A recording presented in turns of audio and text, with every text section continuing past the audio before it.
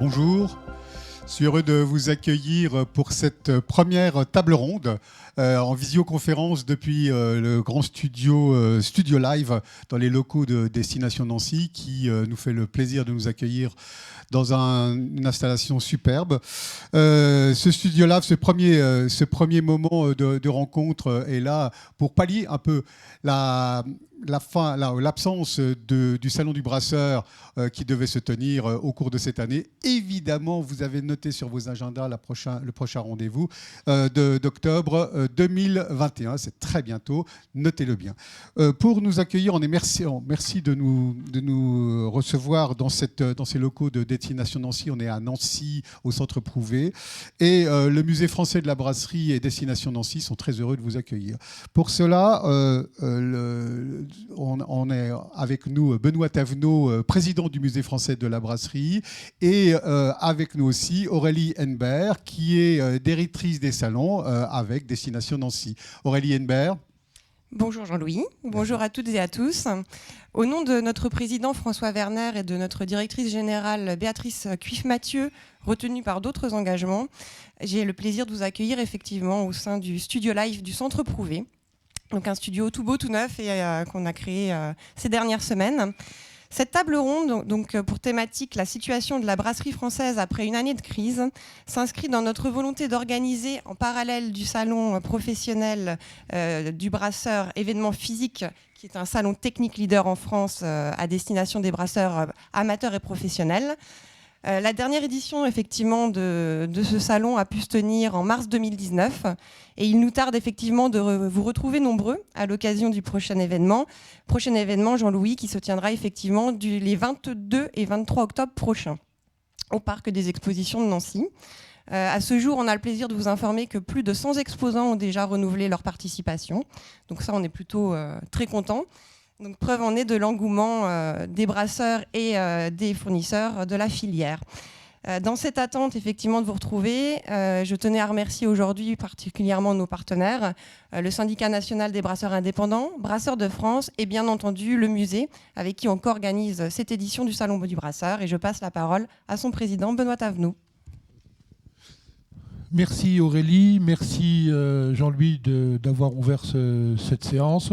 Donc tout a déjà été dit, donc je vais juste reprendre un remerciement à Destination de Nancy de nous accueillir dans ces locaux magnifiques et rappeler qu'effectivement le salon qui sera le 22e du genre, le 3e seulement dans les locaux de Destination Nancy au Parc des Expositions de Nancy-Vendeuvre, mais précédemment il y avait eu 20 éditions qui avaient lieu à Saint-Nicolas-de-Port et qui d'année en année était devenu un salon qui constitue en quelque sorte une référence dans le domaine de la brasserie.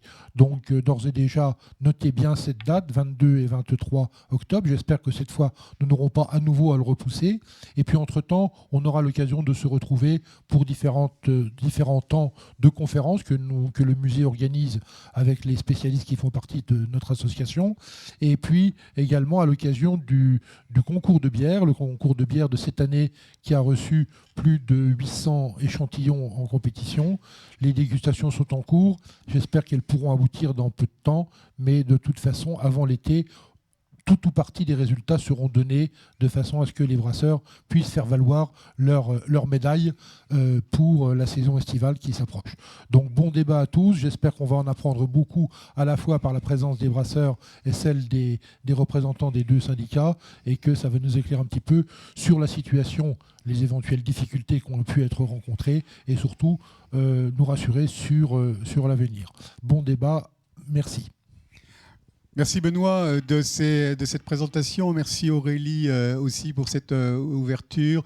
Merci encore de nous accueillir dans ces locaux pour ce moment sympathique et attendu de tous. On est sûr que la brasserie nous intéresse tous, vu le nombre de participants, Benoît nous le disait à l'instant, au concours, des professionnels et des amateurs qui sont venus se loger là-dessus. Et pour parler aujourd'hui de cette situation, de la situation de la brasserie en France, après un an un an de crise, alors de crise sanitaire d'abord, mais peut-être aussi, peut-être pas seulement, on va en apprendre sans doute un tout petit peu plus.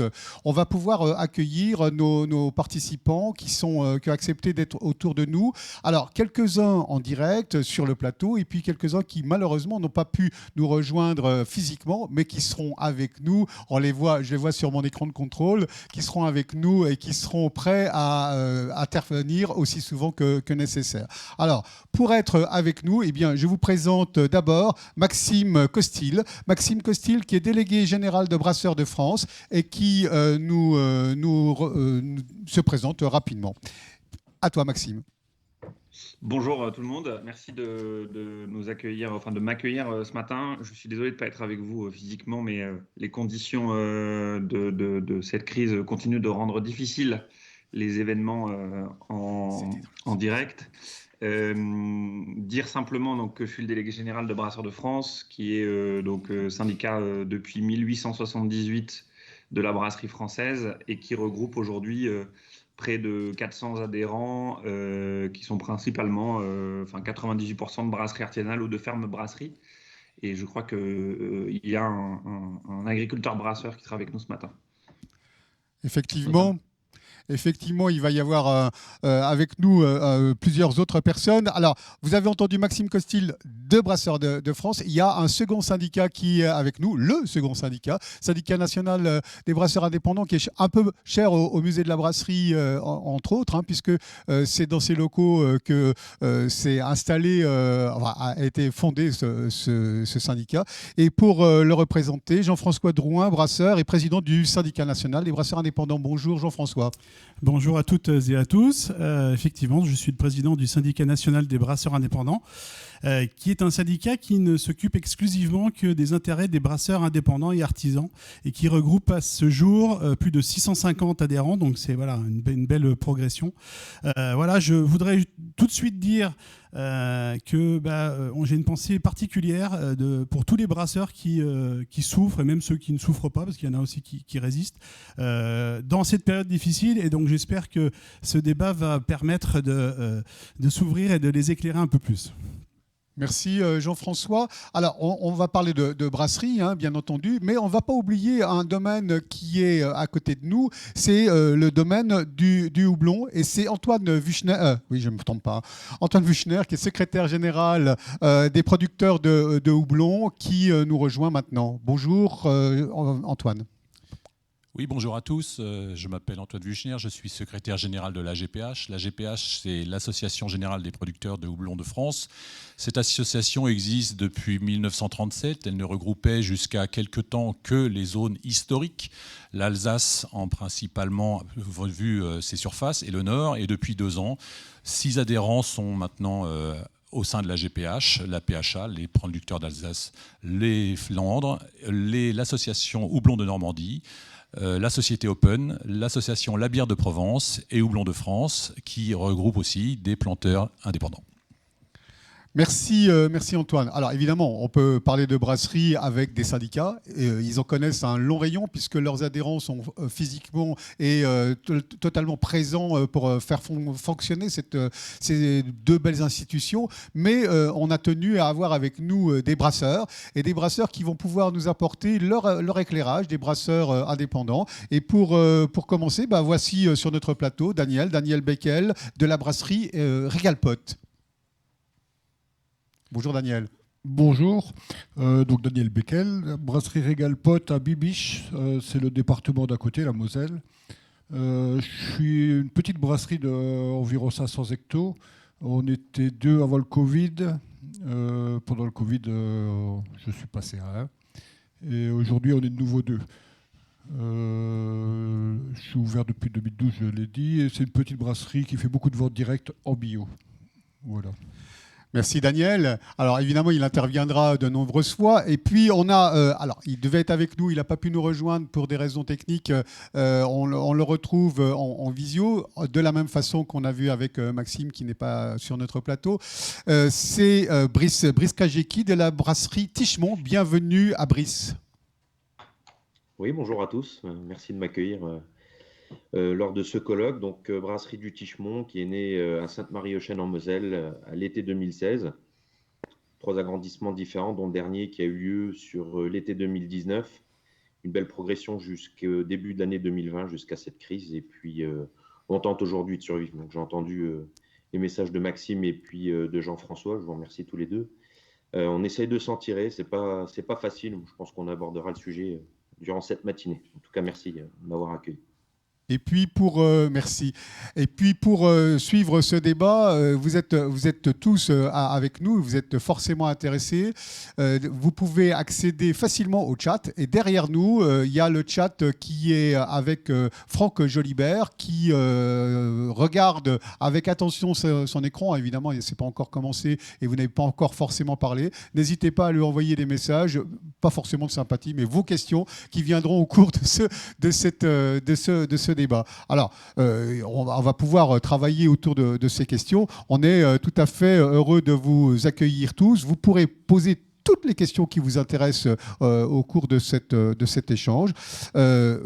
Maxime Costil, on va commencer par le début. Les brasseurs de France, ils nous en disent quoi de ce sujet, puisque trois éléments au cours de ce débat. La première partie, comment ça se passe depuis que la situation s'est posée de cette manière? La crise a commencé il y a 1 an maintenant. Petit à petit, il s'est passé des choses. Ensuite, on parlera de ce qui se passe autour des aides de l'État. On en a entendu un petit peu parler. On finira cet échange sur les perspectives d'avenir qui, elles, nous attendent après, ou ce qu'on espère, un autre après, en tout cas, une autre façon de fonctionner. Qu'est-ce qui nous attendra de ce côté-là? Mais vous, au quotidien, que s'est-il passé depuis 1 an, au moment de cette mise en place de la crise? On t'écoute, Maxime. Merci beaucoup. On va dire que la situation est très difficile. Elle est très difficile pour plusieurs raisons. La première, c'est que la brasserie allait extrêmement bien.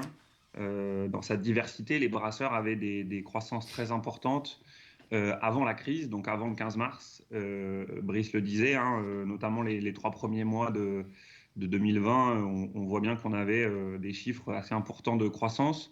Deuxième élément, on avait des brasseries qui avaient du coup une confiance dans l'avenir très forte et qui investissaient ou qui recrutaient.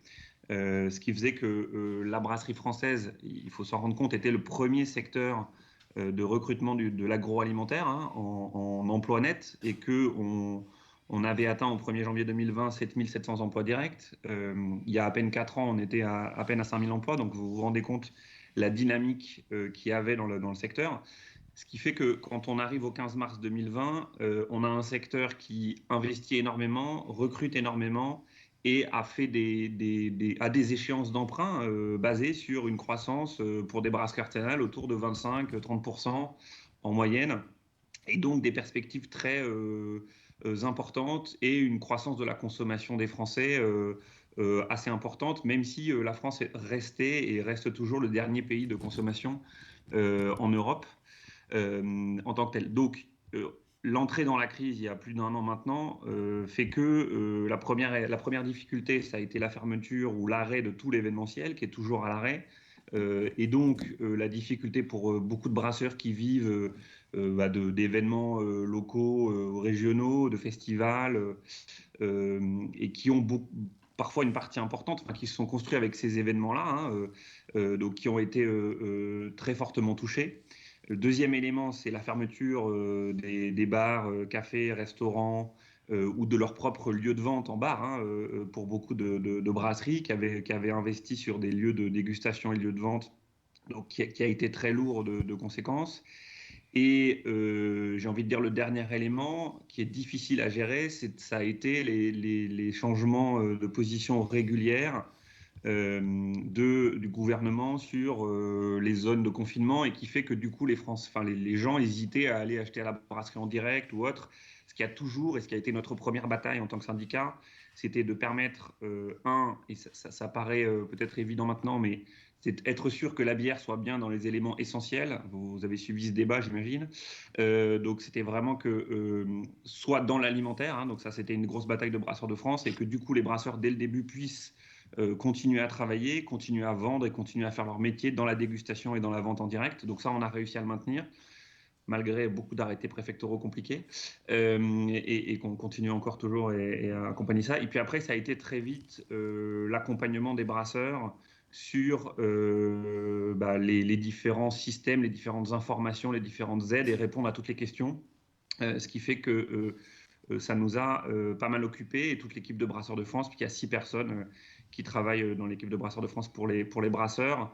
Et on a très très vite élargi d'ailleurs au-delà des adhérents pour essayer, puisqu'on se rendait compte de la situation et de la difficulté majeure de la situation, de répondre à l'ensemble des brasseurs français, des 2000 brasseries au 1er janvier 2020 existantes.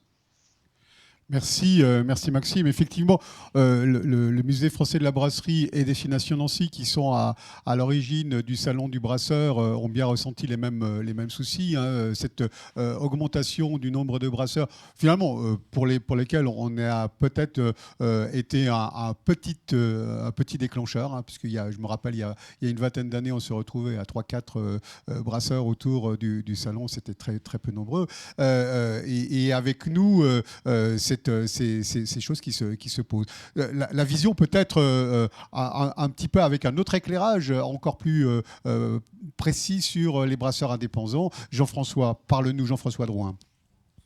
Alors effectivement, donc la situation est compliquée pour les brasseurs, j'ai envie de dire oui, mais un peu pour beaucoup de métiers en France. Nous, on s'occupe spécifiquement des indépendants. La situation est difficile, Maxime l'a dit. On a beaucoup de nos clients sont fermés, et donc de fait, mécaniquement, on a des chiffres d'affaires qui sont soit en régression, soit en chute libre pour certains. Ce qui est compliqué, si on veut faire un bilan général de la brasserie française actuellement, c'est que la répercussion de la crise est assez variée et disparate en fonction, je dirais, des entreprises et de la typicité de clientèle des entreprises. Ce qui s'est passé, effectivement, c'est qu'au premier confinement, ça a été très, très compliqué parce qu'on ne savait pas si on pouvait ouvrir, etc. Et effectivement, on s'est battu pour continuer à appartenir au secteur de l'agroalimentaire et que nos brasseries puissent rester ouvertes. Donc, les brasseurs ont quand même globalement souffert pendant le premier confinement. Après, fonction de la typicité de l'entreprise, ça a été un peu différent. Selon que vous êtes uniquement sur vendeur, producteur, sur des marchés ou en direct de votre brasserie, vous souffrez moins que si vous avez un système qui est basé sur, on va dire, l'événementiel ou qui est fortement dépendant du secteur des CHR qui sont toujours fermés. Donc oui, le secteur a vraiment souffert globalement. On a des collègues, et tant mieux, qui résistent plutôt bien. Moi, j'ai une brasserie à Pont-à-Mousson qui produit environ 3500 hectolitres. Je résiste plutôt bien parce que j'ai pas tous les œufs dans le même panier. Donc voilà, on est nous, Maxime l'a dit, au service des adhérents, des brasseurs, de façon à ce qu'ils puissent continuer à faire du business, à garder le moral quand les choses vont revenir. Et au niveau du SNBI, d'entrée de jeu, dès les premières semaines du confinement, l'ensemble des 14 délégués régionaux qui composent le conseil d'administration du syndicat s'est dit, voilà, on ouvre la totalité de nos services à tous les brasseurs français parce qu'il faut faire preuve de solidarité, c'est important. Et là, voilà, on est ensemble. Je pense que les brasseurs français ont beaucoup d'informations qui viennent à la fois des syndicats de brasseurs, mais qui viennent aussi des interprofessions. Donc voilà, tant mieux, on est là à leur service. Et voilà, c'est pas fini. On espère que ça va se détendre. On espère que la vaccination va nous aider à retrouver un mode de vie à la française, c'est-à-dire de pouvoir se mettre en terrasse et de festoyer avec des amis et des copains. Voilà, donc, mais voilà, c'est une année très très compliquée, effectivement. Merci Jean-François. On reviendra avec Jean-François peut-être tout à l'heure sur un éclairage plus particulier sur son activité brassicole personnelle, c'est-à-dire de son entreprise.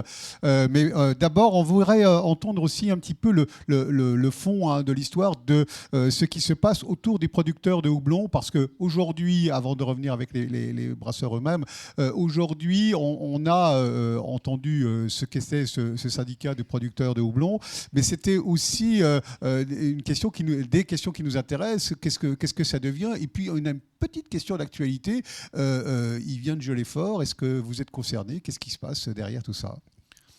Alors, je vais tout de suite répondre Antoine, à la question du temps. C'est vrai qu'il a gelé fort. Aujourd'hui, on ne m'a pas signalé de dégâts majeurs. On me signale juste éventuellement un retard de développement en végétation. On n'est absolument pas dans une situation des pauvres des viticulteurs ou arboriculteurs, et c'est tout bien, enfin en tout cas pour nous. Pour répondre à la question, comment ça se passe chez les houblonniers, je voudrais dire deux choses. Je voudrais distinguer la partie production et la partie commercialisation. Rappelez-vous, le premier confinement, printemps de l'année dernière, il faisait très beau. C'est le moment où, en tout cas, les houblonniers ont besoin de sortir. Tout le monde était confiné, donc il a été déjà très très dur de trouver, en tout cas, du personnel pour travailler dans les champs. Comment ça s'est soldé? Tout simplement par une embauche de nouvelles personnes. Plein de gens sont venus porter leur secours, leur soutien, en tout cas à ces houblonniers qu'il a fallu malheureusement former. Et ce temps de formation aura un coût dans le coût de production finale. Ensuite, heureusement, les houblonniers qui sont tous, dans toute la France, des passionnés, je tiens à le redire, ont fait le travail de manière à produire un houblon de qualité, en tout cas en mettant tout leur savoir-faire dans les houblonnières jusqu'à la récolte.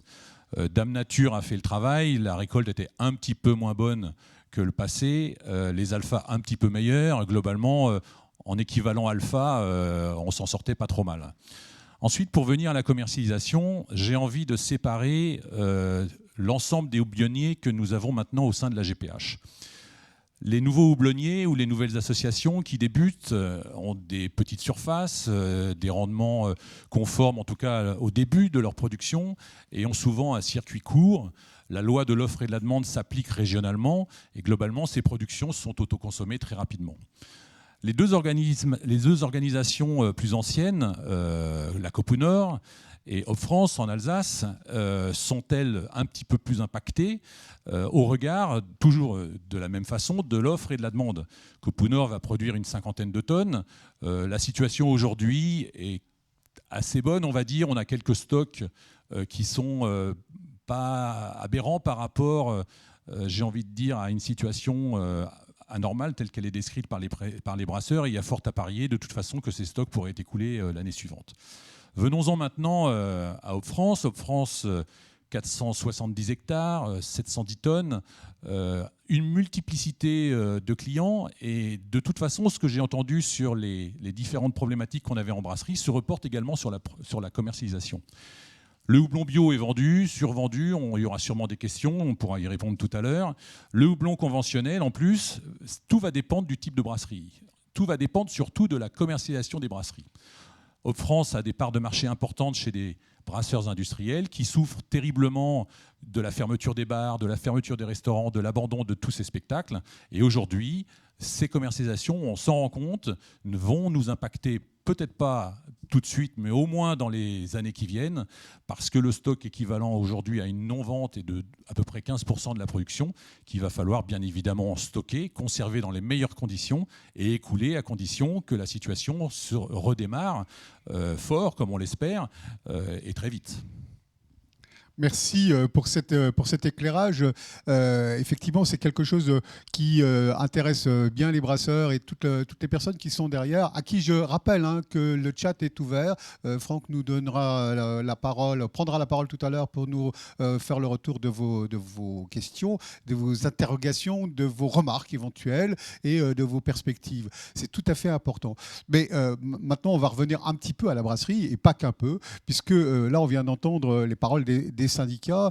Pratiquement, Daniel Beckel de la brasserie Régalpot, pratiquement, qu'est-ce qui s'est passé? Comment ça se passe depuis un an? Et comment survis-tu à ces problèmes qui sont venus se poser à toi?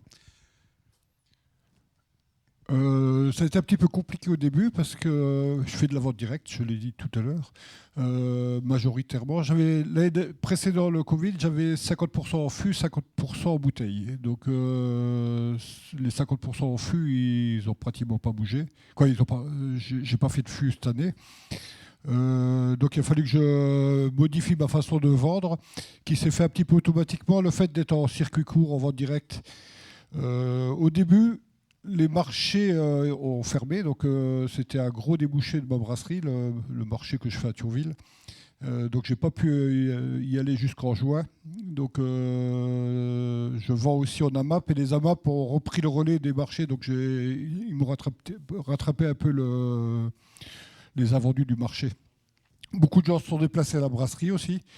Donc le bilan n'était pas hyper mauvais en milieu d'année. Et Benjamin, qui travaillait avec moi depuis 2 ans, il s'est proposé d'aller chercher du travail ailleurs, le temps que la situation elle se remette.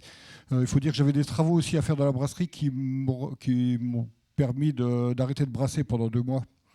Donc d'arrêter la production, où j'aurais eu du mal à embaucher Benjamin, à occuper Benjamin pendant l'arrêt de la brasserie. Donc ça s'est pas trop mal engagé dû à tout ça, quoi. Maintenant, Benjamin est revenu. Mon chiffre d'affaires de l'année dernière est à peu près pareil. C'est juste le résultat net qui est nettement moins bien. Mais le fait que Benjamin soit parti, il m'a libéré de la trésorerie. Donc je m'en sors bien sur cette année. Voilà. Maintenant, je l'ai rembauché. J'espère que ça va aller mieux avec le vaccin. Donc tout ça, on peut dire qu'il y a derrière ça un mal pour un bien. Tu as pu agrandir ou rénover des espaces de ta brasserie et profiter finalement de cette incapacité à vendre pendant un moment pour aller un petit peu mieux dedans. Tant mieux. Et effectivement, si ton chiffre d'affaires a moins souffert qu'on pouvait le craindre, eh bien, c'est tant mieux. Brice Krajewski, dans la brasserie Tichemont, il a peut-être un éclairage différent à nous apporter. Brice, à toi. On est très proches avec Daniel, hein. On n'est pas loin l'un de l'autre, on se connaît très bien d'ailleurs. Et je pense qu'on vit un peu les mêmes choses. Alors, je n'avais pas de travaux de prévus à cette période-là. Ceci dit, je voyais les commandes arriver, comme on en parlait tout à l'heure au tout début de l'année 2020, et j'étais très content parce que l'investissement était assez colossal chez moi. Et on s'était dit, c'est bien, les commandes arrivent en particulier pour la bière de printemps, hein, qui sort chez nous à la période mi-mars. Donc, on respecte cette date-là. Les commandes arrivaient, je me projetais déjà sur les futurs brassins à faire et puis à reproduire. Et le président prend la parole pour nous annoncer un confinement généralisé, des gros doutes qui arrivent, une situation qui est devenue rapidement compliquée puisque les investissements étaient là. On a eu, je fais partie de Brasseurs de France, donc on a eu Maxime qui nous informait au jour le jour, y compris très tard le soir. Je le félicite encore tout à l'heure, puisque ça n'a pas dû être simple à gérer encore aujourd'hui. Je pense que Jean-François fait la même chose avec ses adhérents et on communique tous ensemble. Et effectivement, le premier confinement était dur à avaler. Une baisse de chiffre d'affaires de l'ordre de 70 à 75%, tout simplement. Peut-être un peu à la différence de Daniel, on travaille beaucoup avec les associations, les marchés également qui sont tout autour, un peu de cafetiers, mais surtout de la restauration qui aujourd'hui est fermée, hein. Donc on parle beaucoup des restaurateurs qui souffrent évidemment, mais c'est toute la filière de leurs fournisseurs aussi qui souffrent aussi, et qu'aujourd'hui il faudrait que ce soit pris un peu davantage en compte par nos gouvernants. Ceci étant dit, on a réussi malgré tout, sur la fenêtre de tir qu'on a eue au déconfinement et jusqu'à fin octobre, à s'en tirer. On pensait vraiment pouvoir reprendre une activité conforme à celle qui était prévue, en tout cas sur notre prévisionnel. J'ai embauché quelqu'un, puisqu'on a un peu la particularité, comme l'expliquait Maxime, d'avoir un pub à la brasserie. Donc on a le groupe pub, hein, où on peut vendre et consommer sur place. Donc j'avais pris les devants en recrutant une serveuse, donc Virginie, qui est venue étoffer l'effectif de la brasserie. On est 3 aujourd'hui, jusqu'au moment où on nous dit stop, il faut de nouveau arrêter ou en tout cas ralentir le travail. Aujourd'hui, on est à peu près à 50% de perte de chiffre d'affaires. On jongle avec le chômage partiel parce qu'on n'a pas trop le choix. Et aujourd'hui, on arrive à une situation qu'il ne faudrait pas qu'elle dure de trop parce que ça devient compliqué, quoi.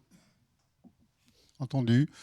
Merci, merci pour cet éclairage. Alors, on a tous, derrière nos écrans, et on connaît tous des animateurs qui mettent en place des choses, des petits salons où on rassemble des marchés, on rassemble aussi un certain nombre d'activités. Peut-être derrière ça, Jean-François, en tant que brasseur, qui a une entreprise peut-être un peu plus importante, tu as parlé tout à l'heure, tu as dit, j'ai pas tous les œufs dans le même panier. Comment un brasseur un petit peu plus important, qui n'est pas une microbrasserie, a-t-il vécu ces moments-là ? J'ai envie de dire un peu comme mes deux collègues, hein, c'est-à-dire qu'on prend de plein fouet un confinement au mois de mars et donc on ne sait pas ce qui va nous arriver, donc on met en sécurité l'entreprise et puis après on fait au mieux pour diversifier, pour dynamiser. Nous on a fait beaucoup de communication, voilà. Et au bilan, notre entreprise au final sur 2020 elle a plutôt pas mal résisté puisqu'on doit finir à moins 18, moins 20% en chiffre d'affaires, donc je ne sais pas qu'on est content, mais enfin voilà, on craignait peut-être pire. Après, on a perdu effectivement toute la partie événementielle, CHR, les fûts en fait, hein, on vend plus de fûts. Mais on a développé un peu des activités qui étaient autorisées, les cavistes, la grande distribution. Voilà, nous, on était déjà sur un modèle avec beaucoup de clientèle différentes. Donc, on a, je m'estime plutôt heureux, assez bien résisté. Après, le début d'année, il est très, très compliqué puisque déjà, on le sait bien, en tant que brasseur, nous, les mois de janvier et février, c'est quand même pas les mois où on est des dingues de vente de bière. Mais par contre, on voit bien que janvier, février et mars sont des mois qui sont relativement compliqués pour les brasseurs. Et le Covid, là, n'aide pas. Hein. C'est-à-dire qu'on est dans une logique où on a l'impression que la consommation, elle tousse un tout petit peu. Voilà. Et ce que je voudrais rajouter aussi au niveau national, hein, en dehors de mon entreprise située à Pont-à-Mousson, c'est que l'année dernière, on s'est rendu compte, j'ai dit tout à l'heure, il y a une disparité en fait d'impact. Et on s'est rendu compte que nos collègues qui se trouvaient dans les zones, on va dire, touristiques, ont plutôt mieux résisté que nous autres. Tous les trois, on est tous les trois en Lorraine, donc on n'est pas franchement dans une région touristique, même si je vous invite à venir visiter Nancy, qui est une très belle ville. Et donc on a un peu souffert en juillet, août, septembre, alors que nos collègues qui étaient sur la côte d'Azur ou sur la côte atlantique, enfin des régions touristiques, ont plutôt bien résisté parce que les Français, du coup, ne sont pas partis à l'étranger et ont profité pour rester en France et consommer des produits français, notamment des bières. Donc c'est plutôt, vous voyez, il y a aussi une disparité géographique par rapport à ça. Merci Jean-François. Alors, derrière son écran, il y a Franck qui suit avec attention le chat. Franck, est-ce que les gens qui sont derrière nos écrans sont venus avec nous et nous ont apporté des éclairages, des questions et des interventions? À toi, Franck. Oui, bon, je remercie déjà les premières personnes qui ont posé des questions. J'essaie de les rassembler par famille. Donc, première gamme de questions. Est-ce que nous avons une idée du pourcentage de volume de production qui a été en baisse en 2020? Donc, quelles sont les pertes, j'irais, en termes de volume? Dans la même catégorie, avez-vous une idée du nombre de faillites et d'arrêts d'activité qui ont malheureusement eu en 2020? Et puis, une question quand même assez positive. Y a-t-il encore de la place pour de nouvelles brasseries, micro-brasseries? Alors évidemment, la parole est à qui la prend en premier. Peut-être un éclairage du côté des syndicats. Maxime, peut-être, pour commencer. Oui, vas-y. bien sûr. Alors pour répondre sur l'année 2020, donc sur on va dire les trois réseaux de vente majeurs, on a donc une augmentation des volumes sur la partie petite, grande et moyenne distribution qui est autour de 7%. Bien sûr, un effondrement dans tout ce qui est réseau de vente, restauration, bar, café, association, etc., de quasiment 50% de baisse sur l'année 2020. Et quasi absence de vente sur toute la partie événementielle, que ce soit petit événement, grand événement. Donc près de 100% de baisse. Donc ça a un impact quand même considérable. Jean-François le disait tout à l'heure, c'est très disparate selon les régions. On va dire qu'il y a 3 régions qui ont plus souffert que les autres en 2020 parce qu'elles n'ont pas pu remonter dans la période 1er juin jusqu'à fin septembre. La difficulté de l'année, c'est les régions Île-de-France, Grand Est et Centre-Val de Loire, pour des raisons différentes. Centre-Val de Loire et Île-de-France, c'est parce qu'elles sont très touristiques, normalement, des touristes étrangers qui n'étaient pas présents. Grand Est, je n'ai pas d'explication spécifique. Peut-être que l'effet du premier confinement, où notamment l'Alsace était un foyer très fort de Covid, a peut-être stopper ou je sais pas, empêcher un voyage. Et après, il y a des régions qui ne sont pas historiquement touristiques, notamment le Massif central, où on a beaucoup de brasseries qui ont bénéficié de déplacements, enfin de visites de Français en France, entre guillemets, et qui ont permis de de remonter les chiffres un petit peu sur la période juin, juillet, août, septembre. Donc voilà la situation sur cette partie volume. Sur le reste, et Jean-François le disait aussi, on a vraiment une situation très disparate selon les réseaux de vente des brasseries. C'est-à-dire que les réseaux ont fait que si vous vendiez beaucoup en direct, vous aviez pu en sortir. Si vous vendiez beaucoup en fût, et peu importe votre taille, j'ai envie de vous dire, ça a été une année, et c'est encore très très difficile aujourd'hui. C'est-à-dire la vente en bar ou la vente en fût est extrêmement compliquée et fait qu'aujourd'hui, on a cette typologie d'entreprises qui sont très en difficulté. Alors, je ne parle pas de celles qui, en plus, avaient un système de brewpub où elles ne vendaient que comme ça. Donc là, c'est assez désastreux. Sur le taux de faillite, on est sur le taux habituel parce que on va dire qu'entre les prêts garantis par l'État, les reports d'échéance pour une partie de l'année bancaire, les aides qui ont commencé à débuter, on a un peu une phase sur 2020 où on avait une bulle, un petit peu de protection, donc on avait à peu près le même niveau de défaillance que les années précédentes et qui est resté assez faible. Après, la vraie question maintenant, Brice le disait tout à l'heure, c'est quand est-ce que tout ça rouvre et surtout comment est-ce qu'on fait sortir les brasseries qui aujourd'hui ont des trésoreries extrêmement faibles, qui ont un endettement qui a progressé très fortement pendant cette crise. Comment est-ce qu'on leur permet de tenir dans la durée et de redémarrer très vite, parce que c'est entre guillemets un peu cette entrée dans l'atmosphère qui peut être extrêmement difficile pour la majorité des entreprises. Et on a d'ores et déjà des entreprises aujourd'hui, malheureusement, qui sont extrêmement en difficulté et dont je ne sais pas si elles arriveront, étant donné leur trésorerie, au bout du mois d'avril ou du mois de mai. On entend bien, ces choses-là, effectivement. Du côté du SNVI, effectivement, on a plein de brasseries plus petites encore que ça. Et les brasseurs aussi ont dû vivre ces moments difficiles.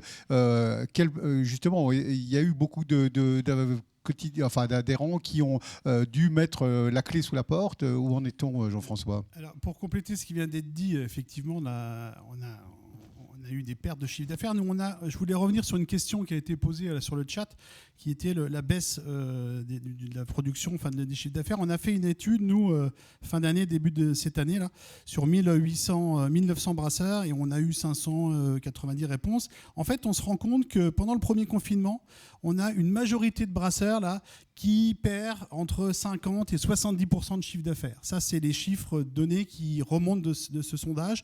Et sur l'année, puisque c'était la question qui était posée tout à l'heure, on est plutôt à des gens qui ont perdu entre 10 à 30, voire un tout petit peu 40%. Donc ça résiste plutôt quand même pas mal. Après, on revient sur la partie disparité. Donc voilà, on a quand même un secteur qui souffre, puisque 30-40%, c'est quand même pas rien. Voilà. Après, moi, je voudrais aussi parler un petit peu de la problématique qui va nous arriver là, puisque c'est les fûts. On arrive dans une période, ça fait 1 an qu'on ne vend quasiment pas de fûts, Daniel l'a dit tout à l'heure, et autant on était sur des dates, on va dire, plutôt longues, sauf pour les bières de type houblonné qui résistent moins bien, autant maintenant, au bout d'1 an, on va se retrouver avec des gens qui vont devoir éliminer des fûts. Donc là, on a fait aussi un petit sondage auprès des brasseurs indépendants. On a déjà à peu près 44% des brasseurs qui ont déjà jeté ou détruit de la bière ou valorisé de la bière différemment. Et là, ce qui est un peu plus inquiétant, c'est qu'il y a à peu près la moitié des brasseurs interrogés qui nous disent qu'ils vont devoir en jeter dans les jours qui viennent. Et ça représente principalement 97% en fût. Il y a quelques bouteilles, mais c'est principalement du fût. Donc nous, on est, on va dire, à l'action à nouveau avec France Agrimaire, le ministère de l'Agriculture, pour justement essayer de combler cette deuxième vague de perte de produits. On n'est pas sorti de l'auberge, Maxime l'a dit tout à l'heure, donc il faut essayer de mettre tout en œuvre pour que nos brasseurs s'en sortent et qu'on se retrouve bientôt plus joyeux. Voilà. Il n'y a pas moyen de faire quelque chose pour réutiliser ces produits, les distiller, les transformer en whisky, en alcool, en je ne sais pas quoi. Il n'y a pas des solutions qui s'offrent à nous. Évidemment, pas de façon individuelle, parce qu'on voit bien que derrière ça, il y aurait forcément un travail industriel peut-être à mettre en place. Quelque part, ça nous fait tous mal d'entendre ça, de se dire que des milliers, des centaines de milliers probablement d'hectolitres vont finir détruits. Et quelque part, comment on les détruit si on doit atteindre ça, quelque part, comment on va pouvoir les détruire sans nuire à l'environnement? Comment ça se passe? Alors, moi, j'avais des fûts en trop. Là, donc, ce que j'ai fait, j'ai mis les fûts de 30 litres dans des petits fûts de 5 litres qui se sont très bien vendus. Ça m'a permis d'écluser toute la première partie de fût. Et comme c'était reparti, j'ai refait des fûts. Donc, la date limite, elle n'est encore pas atteinte. Donc, je peux peut-être encore les vendre si ça ouvre. Sinon, il faudra que je refasse la même opération. Quant à ta question de transformer, faire de l'alcool, ça a un coût. Et ça a un coût quand il faut de la trésorerie pour pouvoir le faire distiller et puis pouvoir le stocker parce qu'on ne va pas vendre ça très, très vite. Après, on peut faire du vinaigre, ça donne une autre image de la brasserie, c'est pas forcément top. Ça a aussi un coût parce qu'on ne fait pas ça dans la brasserie, on fait faire ça. Donc, c'est pas un produit qu'on va vendre vite. Donc, c'est encore de la trésorerie qui doit sortir. Et en ce moment, la trésorerie, c'est pas ce qu'il y a le plus dans la brasserie. Voilà. On peut aussi parler il y a une valorisation qui n'est pas forcément utilisée parce que pas facile, c'est la méthanisation. Donc il faut qu'on regarde, nous, si les volumes sont amenés à grossir en perte, voir comment on peut rentrer ça dans le système de méthanisation. C'est une valorisation qui est, on va dire, la moins pire. Enfin, après, jeter la bière, c'est délicat. Après, on a aussi des collègues, notamment en Bretagne, on a vu, hein, qui plutôt que de perdre, font des opérations pour donner de la bière un peu à leurs clients aux alentours. Ils viennent avec un pichet et puis ils repartent, ils la consomment, à consommer très rapidement, évidemment. Donc oui, on met en œuvre, on essaye d'être inventif pour sauver le maximum de pertes à ce niveau-là. Peut-être tu pourras nous éclairer un tout petit... Hop, on a vu passer. Peut-être tu nous diras comment les douaniers laisseront passer cette chose-là. Et on reviendra peut-être tout à l'heure à cette histoire-là de comment on la détruit vraiment si nécessaire dans le cadre du respect de l'environnement. Brice, tu as peut-être un éclairage complémentaire. Oui, Brice. alors... loin de moi l'idée de me jeter des fleurs ou quoi, mais c'est vrai qu'à l'époque, au tout début de la brasserie, quand j'ai démarré, j'avais loupé des brassins, tout simplement liés à des infections, donc ça devient du vinaigre, hein, comme l'a dit justement Daniel, et du coup c'était pas bon au niveau de la consommation. Et j'avais eu l'idée à l'époque que pour tout simplement retraiter des bières qui étaient loupées, de les distiller. Donc aujourd'hui, vous en parliez justement tout à l'heure, on fait distillerie. Donc de temps en temps, on fait un alcool de bière qui va nous donner des notes très très maltées et légèrement houblonnées. Si on rajoute du houblon, on peut rajouter des épices, etc. Donc c'est un moyen d'arriver effectivement à retraiter sans avoir à jeter les bières qui seront en limite de date. Alors pour le coup, comme Daniel, on avait fait du stock au début, puisqu'on fait à peu près 200-300 fûts à l'année. On avait fait du stock sur la première partie du confinement, stock qui était très très vite parti à la réouverture du mois de mai, puisqu'on est arrivé à la fin de l'été avec tout simplement une quinzaine de fûts en stock. Donc on était super contents parce que j'avais une centaine juste avant de fûts de prêt. Par contre, on retombe dans la même problématique là, parce qu'on était reparti nous dans l'idée de ne pas avoir à refermer, ou en tout cas de refermer les vannes pour alimenter nos différents points de vente. Et on s'est retrouvé coincé avec un stock de fûts là, voilà, qui est devenu plus conséquent. Donc on n'est pas encore en limite de date, on sera autour de septembre pour nous. J'espère que d'ici là, on aura pu en tout cas s'en tirer. Et s'il y avait besoin, effectivement, la distillation, c'est la première chose à faire quand on peut le faire, parce que Daniel le disait, c'est un coût surtout humain, ça prend très longtemps si on veut faire un produit de bonne qualité, de distiller. Il faut compter une journée de 12-13 heures pour faire une distillation de 200 litres de bière, quoi. Entendu. Et de ton côté, Antoine, tous ces produits éventuellement qui pourraient ne pas être consommés ou en tout cas pas facilement stockés, quelle solution vous imaginez, où vous en êtes? Antoine Vuchner. Donc moi je vais parler que du groupement de commercialisation alsacien Hop France, puisque les autres ont pratiquement réglé leurs problèmes. Ne parlez surtout pas à un houblonnier qui a passé 250 heures ou 450 heures, si c'est du bio, de destruction. La dernière fois qu'on a détruit du houblon en Alsace, c'était lors de la perte de l'énorme contrat qu'avaient les Alsaciens avec l'américain Anheuser-Busch, qui, suite à l'achat d'InBev, a annulé ce contrat. Il a fallu détruire malheureusement des houblons qui ne trouvaient pas preneur et qui avaient perdu en qualité. Donc aujourd'hui, on va éviter de détruire, je vous l'ai dit, et on va tout faire pour mettre en marché ces houblons. Il y a dans les houblons qui posent problème, 2 types de houblons. Des houblons qui ne sont pas vendus, en petite quantité, certes, mais pas vendus. Le reste du problème, ce sont des contrats qui ne sont pas exécutés.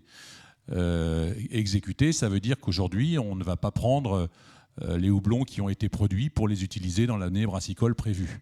Donc ces houblons devront être transformés, ces houblons devront être stockés au froid, et ces houblons devront être commercialisés, je le répète, avec l'hypothèse qui est faite de pouvoir peut-être produire ces houblons, commercialiser ces houblons sur 3-4 années en fonction de la reprise. N'oublions pas que le houblon est une plante pérenne. Il faut 3 ans pour produire du houblon et ça va durer peut-être dans une houblonnière 20 ou 25 ans et que tous les ans, on a le fruit d'une production.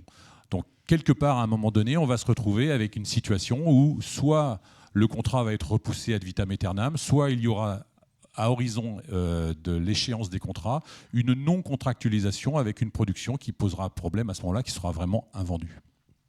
Très, très, très compliqué, en effet, de se retrouver au milieu de tout ça. Les questions des spectateurs, et enfin des gens qui nous suivent, des spectateurs, oui, bien sûr, qui nous suivent derrière leur écran.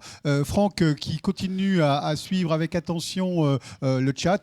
Peut-être quelques éclairages supplémentaires et quelques demandes. Oui, tout à fait. Donc, vous avez déjà répondu au problème des bonnes pratiques concernant l'élimination des bières invendues. Une petite remarque. Pouvons-nous, dans la filière brassicole, obtenir des aides à la distillation comme il existe actuellement pour le secteur vinicole, puisque effectivement dans le domaine du vin vous avez des aides qui complètent les aspects coûts liés à la distillation. Autre remarque, souvent la Covid n'a finalement fait qu'accentuer les problèmes structurels ou personnels déjà présents, et ce qui expliquerait les faillites qui ont eu lieu en 2020. Il n'y a pas uniquement que le Covid, mais il n'a fait qu'accentuer ces phénomènes. Donc, et pour Antoine, ça complète un petit peu ce qu'il vient de nous dire. Les méventes ont-elles une incidence sur le prix de vente finalement des houblons à la baisse? Mais par contre, une autre remarque, au niveau du houblon bio, cela ne se remarque absolument pas et on est toujours en manque de houblon bio, ce qui fait que les prix ne baissent pas. Et dernière petite question, concernant le e-commerce, ce e-commerce a-t-il pouvoir aider les brasseries à pouvoir augmenter leur volume de vente? Et la transformation digitale a-t-elle été forte au niveau des microbrasseries? Alors, on va reprendre la parole et vous allez pouvoir apporter votre éclairage les uns et les autres sur cette question. La question de la distillation et des aides de l'État, on la verra juste un petit peu après, peut-être lorsque on parlera dans la deuxième partie de notre rencontre sur l'aide de l'État aux brasseries et vous pourrez l'aborder dans ce sens-là.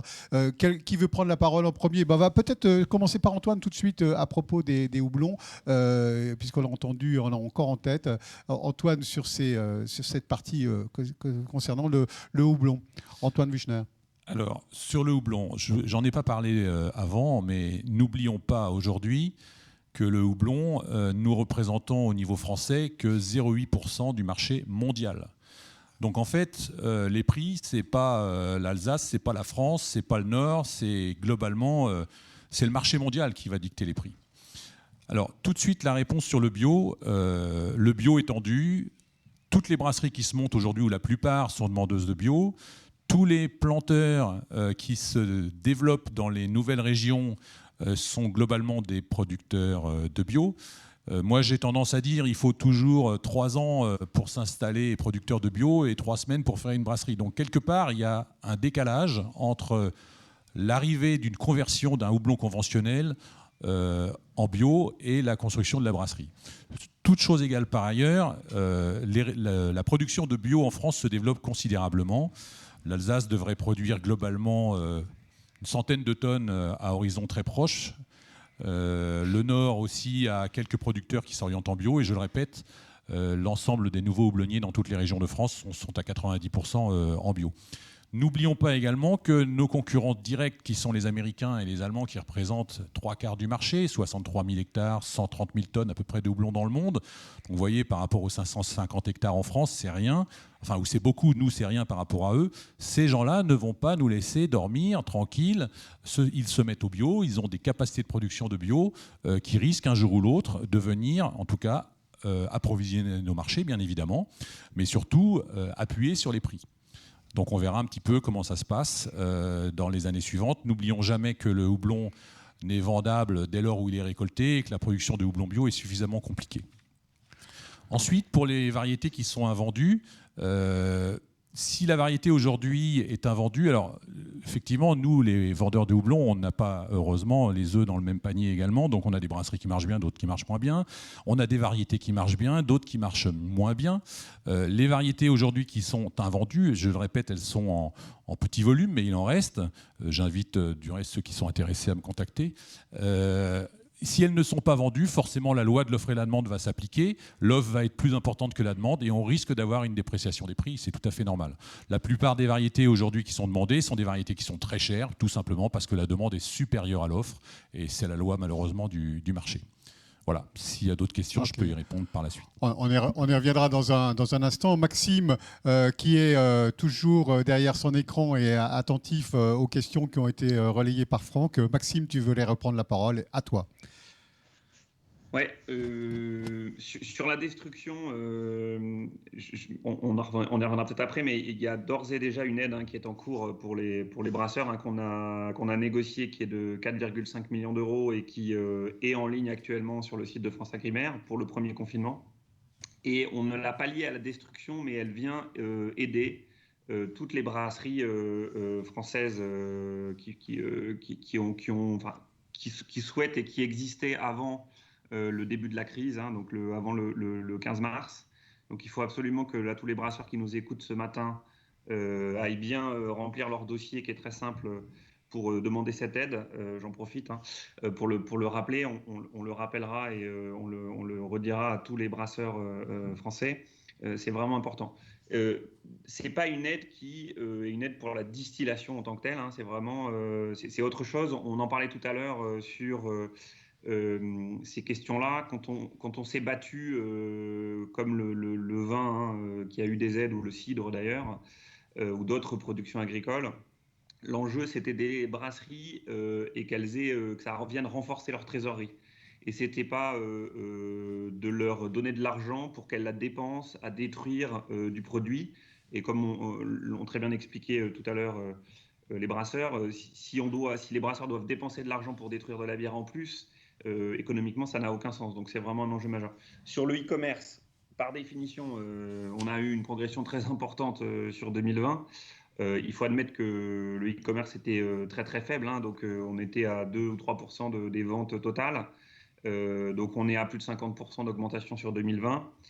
La digitalisation s'est faite, ça reste compliqué, c'est technique, on essaye d'accompagner les brasseries là-dessus parce que il faut faire attention aux questions de droit d'assises, aux questions de réglementation de vente, ça reste de l'alcool, donc les sites de vente en ligne, voilà. Et puis surtout, il faut que chaque brasseur ait bien conscience du coût économique de la livraison, notamment, puisque il ne faut pas perdre de l'argent, c'est bien de les vendre, mais si la livraison coûte plus cher que le prix de la bière et que la marge, voilà. Donc ça a été une des difficultés, notamment de mise en place de ce e-commerce ou de ce système de vente.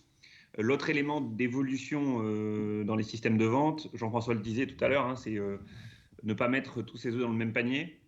Donc on a beaucoup de brasseurs et d'ailleurs on a beaucoup travaillé avec notamment en Grand Est avec Système U, avec Super U ou Intermarché pour qu'ils contactent en direct les brasseurs proches de chez eux pour essayer de faire du référencement en petite, grande et moyenne distribution et donc ouvrir un peu les points de vente. Alors ça n'a pas toujours marché, ça a marché dans pas mal de situations. C'est pas suffisant et ça fait un point de vente supplémentaire, mais voilà, l'enjeu c'est vraiment d'essayer d'aider les brasseurs sur tous ces pans de diversification de vente.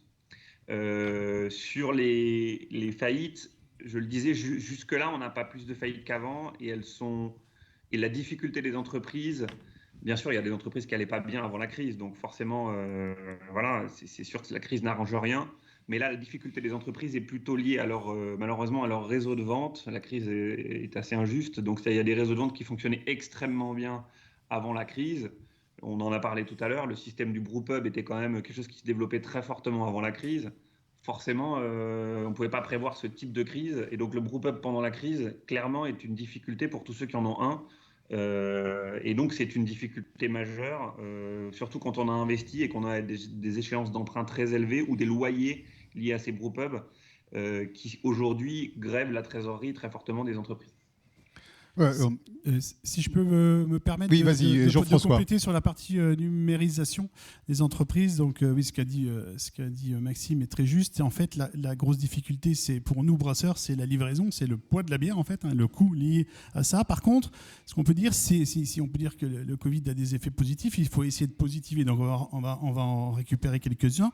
C'est que pendant le premier confinement, beaucoup de brasseurs ont eu le réflexe de créer des click and collect. Pour favoriser le départ des bières dans les boutiques. Et donc, ces systèmes qui sont maintenant en place, je pense qu'ils peuvent aussi aider maintenant des brasseurs à mieux gérer, surtout quand ils sont tout seuls dans une brasserie, à mieux gérer le moment où les clients viennent chercher la bière et le moment où eux-mêmes vont brasser ou livrer.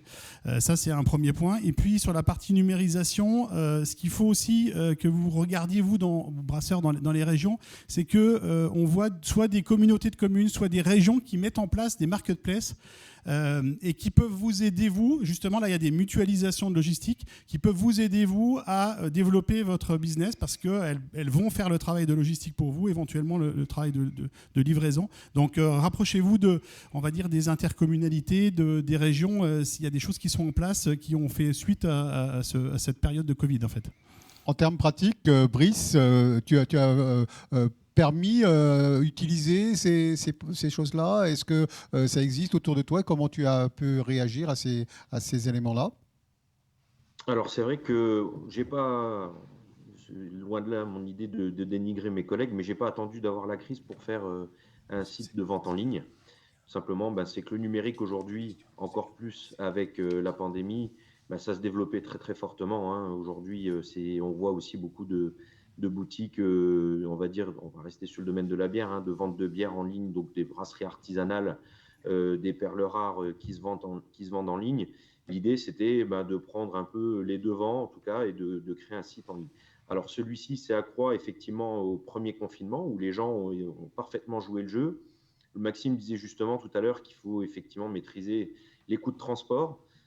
Parce que c'est pas négligeable. Hein. Et puis quand on a une perte de chiffre d'affaires, si on rajoute encore des frais derrière liés à la livraison, il faut voir jusqu'où on peut aller ou de quelle façon, en tout cas, le client doit aussi s'y retrouver. Parce que si on veut jouer le jeu, il faut le jouer dans les deux sens. Les clients l'ont parfaitement compris. Et bien souvent, on me dit, encore aujourd'hui, quand on vient chercher une commande, on me dit on a voulu aider les producteurs locaux, les magasins locaux, donc ça passe par l'achat de la bière à la boutique. Ça passe aussi tout simplement par toute leur alimentation, donc des producteurs de viande jusqu'aux maraîchers, hein, tout simplement, qui sont aussi des fournisseurs à la base des restaurants. Donc les gens ont pris conscience qu'ils avaient des producteurs autour d'eux qui pouvaient aller s'approvisionner en direct chez eux. Et quand on n'est pas disponible, parce que Jean-François le disait aussi, hein, il faut quand même continuer à faire tourner nos entreprises, même si c'est un régime réduit. On a des magasins, nos points de vente qui sont là, des grandes surfaces entre autres, ou encore des points de vente type cave, etc., qui fournissent nos produits. Daniel, ton éclairage justement sur le e-commerce, les circuits courts, comment tu as pu profiter de cette partie-là, Daniel Beckel? Alors moi j'étais déjà en circuit court avant, depuis le début. Je travaille avec des AMAP, des associations circuit court, des associations de petits paniers. Donc il y a beaucoup de ma production qui part dans ces associations. Je n'ai pas eu besoin de faire de click and connect. Les gens sont venus automatiquement à la brasserie. Puis je n'ai pas modifié ma façon de faire de la pub. J'ai juste le fait de côtoyer mes clients, ça suffit en fait. On a bien avancé sur cette première partie, sur la situation de la filière brassicole. On a fait le point sur ce qui s'est passé avec les houblonniers d'un côté, les brasseurs individuellement ou à titre de leur syndicat. On a pas mal de retours d'expérience. J'ai dit tout à l'heure qu'on parlerait plutôt de distillation un peu après, parce qu'il faut voir derrière tout ça vos difficultés, vous les avez rencontrées au quotidien. Nous, consommateurs ou brasseurs individuels comme ça à la maison, on s'est retrouvés avec des situations un petit peu inconfortables. Et l'État dans tout ça, et les aides de l'État, comment ça s'est passé, comment ça s'est mis en place.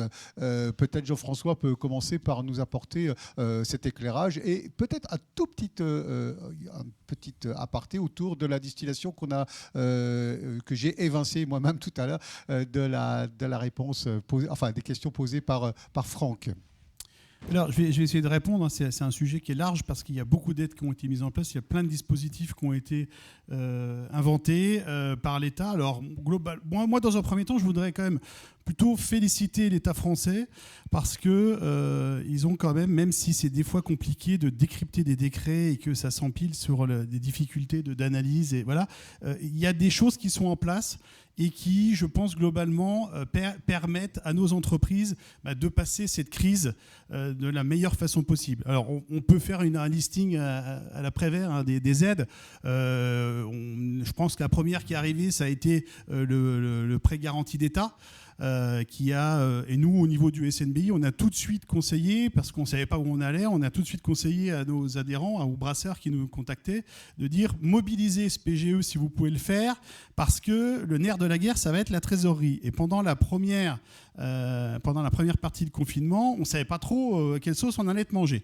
Et on a dit, voilà, mobiliser ce PGE, ça permettra en cas de problème, si votre réseau plonge, notamment quand on est en développement fort, qu'on a investi beaucoup, on a des remboursements de prêts. Alors, il y a eu aussi des décalages de prêts qui sont venus ensuite permettre justement de donner des bouffées d'oxygène. Donc, la première mesure, on va dire, qui a été importante pour nous, pour sécuriser un peu les entreprises, c'était le prêt garanti d'État, qui est toujours d'ailleurs d'actualité. Et on a une problématique qui nous remonte, nous, des brasseurs qui sont créés en 2020 et qui, pour l'instant, se voient refuser ce PGE parce que le PGE, il est calculé sur la base de 25% du chiffre d'affaires réalisé en 2019. Donc évidemment, les entreprises qui ont été créées en 2020, c'est compliqué. Donc on est sur ce sujet-là. Après, je ne sais pas si on peut continuer, mais il y a le fonds de solidarité qui est en place. C'est un outil aussi qui est de plus en plus complexe parce que chaque fois on rajoute des particularités. On pourra y revenir dessus, mais enfin je pense que les deux syndicats vous envoient les éléments nécessaires pour bénéficier de ce fonds de solidarité si jamais vous y êtes éligible. Il y a des critères qui sont notamment sur la perte de chiffre d'affaires. Là, depuis le début de l'année, il faut avoir perdu 50% en janvier, février, etc. Enfin, je ne vais pas rentrer dans le détail, mais vous trouverez sur le site du ministère de l'économie et sur le site des syndicats c'est toutes ces aides. Alors, pour ceux qui ont des salariés, moi j'en fais partie, le chômage partiel, c'est vraiment, ça a été, je pense, quasi la première mesure qui a été annoncée au niveau gouvernemental, c'est de protéger la partie salariée. Eh bien, vous mobilisez du chômage partiel qui est pris en charge, on va dire en grande charge quand même, pour nous, pour les brasseurs. On s'est battu pour que justement ça puisse continuer. Voilà, et ça vous permet de mettre au chômage des gens qui n'ont plus d'activité. Je vais citer notre exemple. On a 2 personnes qui sont quasiment, alors pas à 100%, mais pas loin, notamment le commercial CHR qui se retrouve du coup sans clients. Alors on essaye de le faire travailler sur d'autres secteurs d'activité, mais voilà, ça nous permet, c'est une bouffée d'oxygène en termes de trésorerie. Maxime a parlé tout à l'heure de l'enveloppe qui n'est pas une enveloppe de destruction, tu as bien fait de le noter, des 4,5 millions d'euros. Voilà, je ne vais pas monopoliser la parole parce qu'il y a plein d'aides et je pense qu'il faut peut-être demander aux brasseurs lesquels ils ont mobilisé. Voilà. Bien sûr. Alors, techniquement, comment vous avez mobilisé ça, Daniel? Oui, tu prenais ton micro et tu avais bien raison. Est-ce que tu as pu utiliser, est-ce que tu as eu besoin d'abord d'utiliser ces aides et comment ça s'est concrètement réalisé? Oui, au mois de mars, ça s'est complètement effondré, la vente. Donc, il y a eu le chômage partiel, donc j'en ai profité jusqu'en juin. Après, Benjamin a décidé de partir, donc j'en ai pu profiter. Mais autrement, il y a une petite aide de l'URSSAF aussi que nous, on a reçue de 1 500 €, il me semble, qui a fait du bien aussi. Alors, ce que je voulais juste dire, c'est que les aides, elles sont faites sur le chiffre d'affaires. Et le chiffre d'affaires pour une brasserie, il n'y a pas que ça qui compte. Il y a aussi le résultat net à la fin. Quand on fait des ventes au verre, ce que moi j'avais les années précédentes, on vend à 10 € le litre. C'est un petit peu de temps qu'on passe, mais c'est une bière qui est super bien vendue, donc ça fait de la recette assez facile. Et quand on n'a plus ces fûts et puis qu'on fait que de la bouteille, il y a beaucoup d'achats, beaucoup de charges. Et ça, c'est beaucoup ressenti sur le bilan de fin d'année, quoi. Brice, de ton côté, vous avez ressenti la même chose ou un petit peu différemment? Comment ça se passe dans ta brasserie de Tichemont?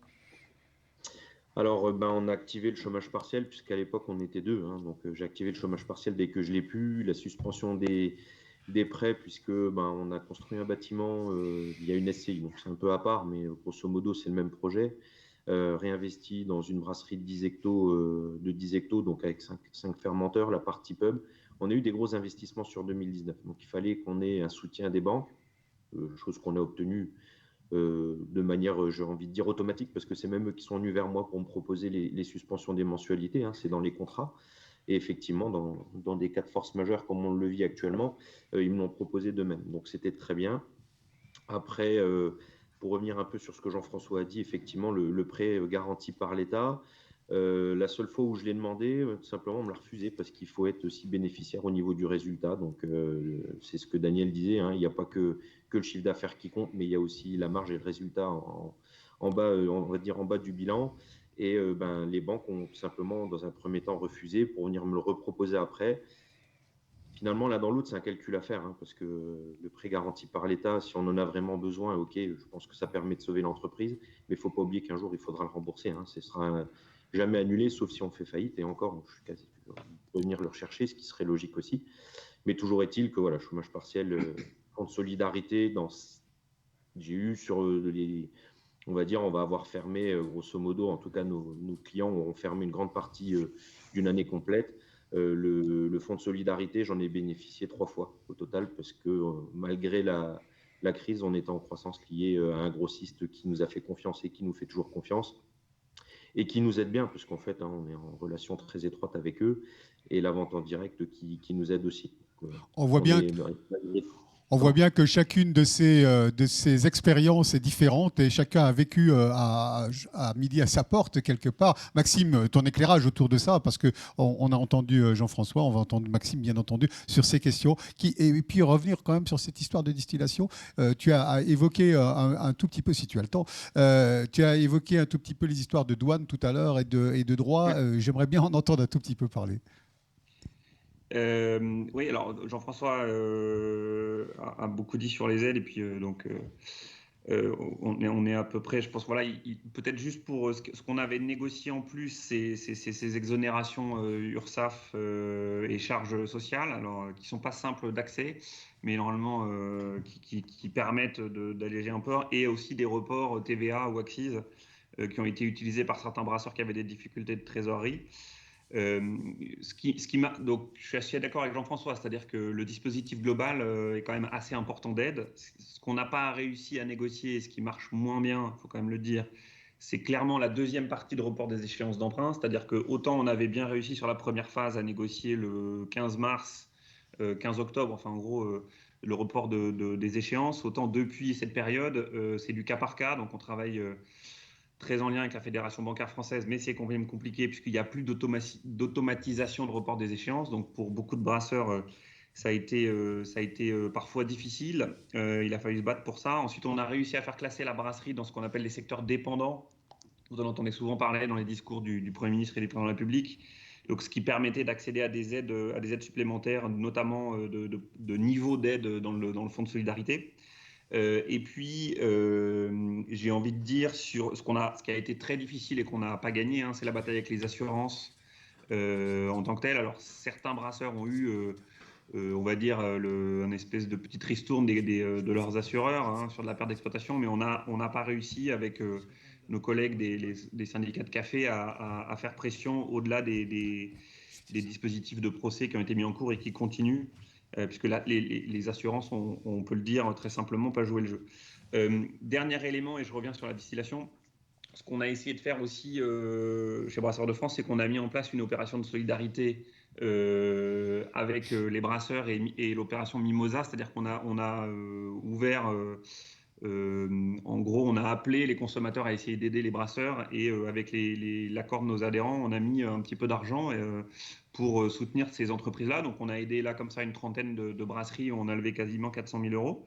Et la deuxième opération qu'on a mise en place avec l'aide de l'État dans le cas présent, c'était avec le ministère de l'Agriculture et le ministère de l'Économie, identifier les entreprises qui étaient très très en difficulté au niveau de trésorerie, c'est-à-dire qui n'arrivaient pas on l'a mis en place dès le mois de décembre et ça a plutôt fonctionné dans la plupart des cas. Et c'était vraiment une aide via les directs en département pour avoir un contact régulier, essayer de faire de la restructuration d'emprunts, voir comment aider à toucher tous les dispositifs. Et donc ça a plutôt fonctionné. Sur la distillation, pour finir, Jean-François a dit beaucoup. En gros, quand on a demandé l'aide en juin dernier, on avait essayé d'évaluer le niveau de volume à détruire potentiellement de bière. Et puis, on s'est rendu compte que beaucoup de brasseurs avaient bien entendu commencé à détruire pour certains, ou enfin bref, c'était plus compliqué que prévu. Et surtout, l'État ne souhaitait pas qu'il y ait enfin en tout cas qui rémunère pour faire de la distillation, pour faire une autre vie, un autre produit en fait, puisque ça allait créer des volumes importants pour d'autres secteurs, hein, donc les spiritueux par exemple, et que c'est pas la peine de reporter la crise du volume d'un secteur qui a trop de produits sur un autre qui n'en a pas forcément besoin.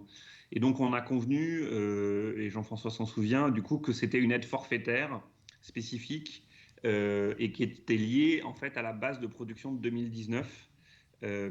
Donc c'est un dispositif à la fois qu'on a essayé de travailler le plus simple possible pour que l'aide soit vraiment accessible et que le dossier soit celui-là le plus simple à déposer. Donc voilà, donc ça c'est en cours.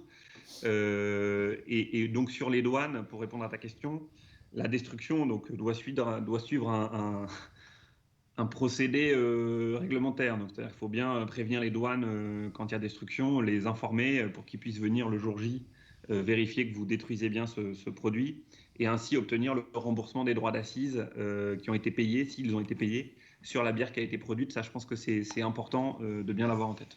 Cet éclairage était tout à fait utile autour de ça. Alors, je sens à côté de moi Franck qui piaffe parce qu'il a un certain nombre de questions et il y aura probablement des questions autour du houblon et peut-être même des choses qui sont autour de l'agriculture. On a entendu ce mot tout à l'heure, agriculture. Et c'est tout à fait important qu'on ait un petit éclairage. Franck, des questions du public ? Oui, le public se posait de façon générale la question, est-ce que le budget sera suffisant pour sauver les brasseries ? Je pense que vous avez largement répondu à cette interrogation. Par contre, il y a une question qui est finalement très intéressante. Les petits CHR qui sont actuellement sous perfusion justement avec le PGE, la question des brasseurs, c'est mais comment vont-ils pouvoir payer la bière lorsqu'ils vont pouvoir redémarrer ? Est-ce qu'il n'y aura pas également des problèmes de trésorerie pour les microbrasseurs à ce moment-là, en leur demandant finalement d'être payés quelques mois après les livraisons ? Et une question pour Antoine. Donc, quels seraient les impacts à la fois sur les producteurs d'orge, de malt et de houblon au niveau des aides? On a parlé beaucoup de microbrasseries, mais un certain nombre se posent la question par rapport à la filière en amont, comment finalement les producteurs d'orge et de houblon pourront être aidés dans ce cadre-là. Alors, on peut commencer tout de suite par Antoine, qu'on n'a pas entendu depuis un petit moment et j'espère qu'il est toujours au fil avec nous. Antoine, sur ces éclairages-là, on attend peut-être quelques... Oui. Enfin, l'attente derrière. Oui, Merci. oui. Alors, pour l'orge, malheureusement, je ne pourrais pas répondre parce que c'est un domaine que je ne maîtrise pas. Il aurait fallu demander à un maltier. Pour le houblon, vous l'avez compris, la problématique des brasseurs se répercute sur les houblonniers de manière différente en fonction de leur taille, j'ai envie de dire. Et cette problématique a un délai. C'est que maintenant, en fait, qu'on s'aperçoit que l'ensemble des contrats ne sont pas exécutés et qu'on se profile vers une année où des stocks seront, en tout cas, à constater. Aujourd'hui, la GPH, on a encore On attendait un petit peu l'évolution de la situation après le premier confinement. On s'est dit, tiens, elle est repartie quand même pas trop mal. On en a parlé un petit peu tout à l'heure en fonction des zones touristiques. C'était reparti pas trop mal durant l'été. Après, on a eu ces 2 troisièmes confinements. Donc maintenant, on a décidé, en tout cas, je ne vais pas trop en dévoiler les contenus, puisqu'on n'est qu'à l'état de projet, mais en tout cas de déposer un dossier qui devrait contenir 2 aspects. L'aspect soutien aux producteurs, selon des règles à définir, bien évidemment, qui ont eu à supporter des coûts de formation importants durant le premier confinement, où il a fallu former des gens non initiés à la culture du houblon à l'époque où on avait besoin de bras. Et maintenant, on réfléchit également sur la deuxième partie pour les organisations commerciales, à voir comment financer une partie du stock qui doit, je le répète, être reporté dans des conditions idéales, transformé en pellets ou en extrait, stocké au froid, qui risque d'être dévalorisé. Et tout ça, il va falloir le conserver d'une manière optimale pour qu'il conserve sa valeur marchande, même si on met l'hypothèse qu'il va falloir peut-être 2, 3 ou 4 ans, en tout cas pour le commercialiser. Je répète également que, j'en ai pas dit, mais j'insiste également pour dire que le houblon français aujourd'hui alsacien s'exporte à 60%. On n'en a pas parlé dans la discussion, mais cette situation Covid était internationale et que la situation internationale a provoqué également de mêmes désagréments, en tout cas sur les producteurs de houblon français, mais aussi internationaux. Bien sûr. Bien sûr. Si je peux intervenir sur la partie aide, parce qu'on est dans ce créneau-là, on est effectivement, les 2 syndicats, on travaille, on va dire, presque main dans la main à ce niveau-là, et on essaye de remonter un maximum d'informations que vous nous transmettez. Parce qu'en fait, ce qui se passe, c'est qu'on se rend compte que dans les aides qui sont développées, on travaille avec les instances gouvernementales pour ça, il y a des trous dans la raquette. Parce qu'on n'a pas pensé au cas particulier, etc. Donc, ce qui est important, c'est que vous puissiez faire remonter les problématiques que vous avez, qu'on n'a pas forcément imaginées, parce qu'on ne peut pas imaginer tous les cas de figure, et l'État non plus d'ailleurs. Donc remontez-les, parce que ça nous donne de l'information, et on permet on va dire, d'agir un petit peu sur les aides qui sont mises en place. Ce que je voudrais dire aussi, c'est que les syndicats interviennent aussi sur des aides qui sont plus indirectes, qui ne sont pas forcément de l'argent. Je vais citer le cas qui est tout récent, là, ça date de 48-72 heures, sur l'histoire de vente à emporter sur les marchés. Il y a une mauvaise interprétation du décret de la part notamment des préfets, et on a vu, vous avez remonté des problématiques, et on a des adhérents qui nous ont dit mais je ne peux plus vendre, on m'interdit de vendre de la bière sur les marchés. Qu'est-ce qu'on a fait? Nous, on s'est tout de suite emparé du sujet, et on a demandé notamment à Bercy d'intervenir et de dire mais qu'est-ce qui se passe, enfin qu'est-ce que c'est de cette interprétation un peu délirante du décret, et donc ça a porté ses fruits, parce qu'il y a eu une réunion du comité de crise, et ils ont envoyé une missive à l'ensemble des préfets du territoire en leur disant mais l'idée de ce décret-là, c'est pas d'interdire la vente à emporter, mais c'est d'interdire la consommation sur l'espace public pour éviter les regroupements. Donc vous voyez, ça c'est des infos qui montent du terrain, et là les syndicats en ce sens sont importants parce qu'ils collectent l'information, et ça nous permet nous d'aller compléter les aides, ou en tout cas favoriser votre travail et maintenir les chiffres d'affaires. Puis après, je voudrais dire qu'au niveau on a des politiques aussi d'aide plus spécifiques à nos adhérents, et nous au niveau du SNBI, on a décidé de mettre en avant nos adhérents pour qu'ils continuent à faire du commerce, du chiffre d'affaires, et notamment dans la période d'été, on a créé un site qui s'appelle Destination Brasserie, où les gens, en fait, le grand public, peut trouver la brasserie qui se trouve à proximité. Et l'idée, c'était d'inciter les consommateurs à trouver le chemin de nos brasseurs. On a fait même gagner des bons cadeaux, etc.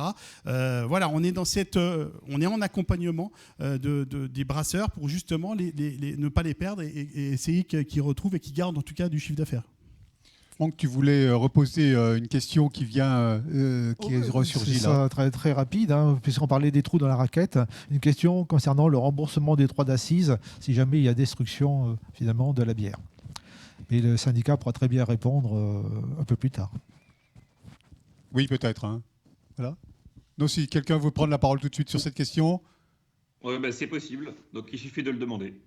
Voilà. En fait, dès que vous détruisez de la bière, il faut juste informer votre bureau des douanes du jour où vous allez le détruire. Et une fois que vous avez ça, vous demandez aux douanes de vous rembourser les droits d'assises sur le volume que vous avez détruit. Entendu. Donc c'est totalement possible. Et voilà.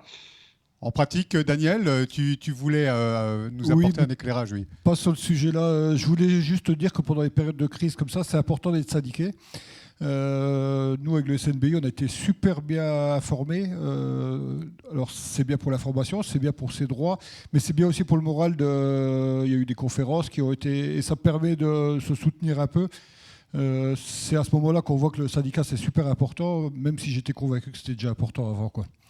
Donc je veux remercier toute l'équipe du SNBI, Jean-François en particulier, mais vraiment toute l'équipe qui a permis aux syndiqués et aux autres, parce que ça a été ouvert à tout le monde, des informations et du lien. Brice, peut-être, avant d'entendre Jean-François, Brice, ton éclairage de ton côté, puisque je sais que toi, tu es adhérent des Brasseurs de France. Oui, je suis très satisfait aussi du travail qui est fait, je l'ai dit tout à l'heure. Ouf. Donc l'équipe nous informe au quotidien, si ce n'est pas des fois plusieurs fois par jour, même sur les décisions qui sont prises. Jean-François parlait effectivement du décret de la vente à emporter sur les marchés. Il y a eu un quiproquo là-dessus, puis bon, je pense qu'il y a des fois aussi un excès de zèle peut-être des autorités dans certains cas de figure. On ne le dira jamais assez, que de toute façon, ça dépend aussi des personnes qui sont en face de nous. Il suffit qu'on ait quelqu'un qui soit contre l'alcool, qui fait part des autorités, et il va venir nous embêter et nous dire non, vous ne pouvez plus vendre, alors qu'effectivement, la vente à emporter, jusqu'à preuve du contraire, elle a été autorisée. Donc, on est bien informé effectivement par nos syndicats. Et puis, je rejoins Daniel dans le sens où c'est important d'être suivi, d'être épaulé. Ça nous évite de faire des erreurs. Dans tout ça, pour la petite anecdote, j'ai eu un contrôle de la répression des fraudes la semaine dernière. Première chose qu'il m'a dit, je vois que vous êtes, vous faites partie de Brasseurs de France. Oui, tout à fait. Donc le contrôle s'est très bien passé. Tout simplement, il sait qu'on a des juristes qui sont là pour nous aider, et on a le guide des bonnes pratiques qui a été édité par Brasseurs de France pour nous aider, en tout cas, à faire le moins d'erreurs possible, parce qu'on en fait toujours. On n'est jamais à l'abri. Mais toujours est-il que moi, je remercie aussi bien le SNBI et que Brasseurs de France, puisque j'en fais partie particulièrement, du suivi qu'ils nous apportent et de l'aide, en tout cas, qu'on a en ce moment. Un message essentiel que vous faites passer.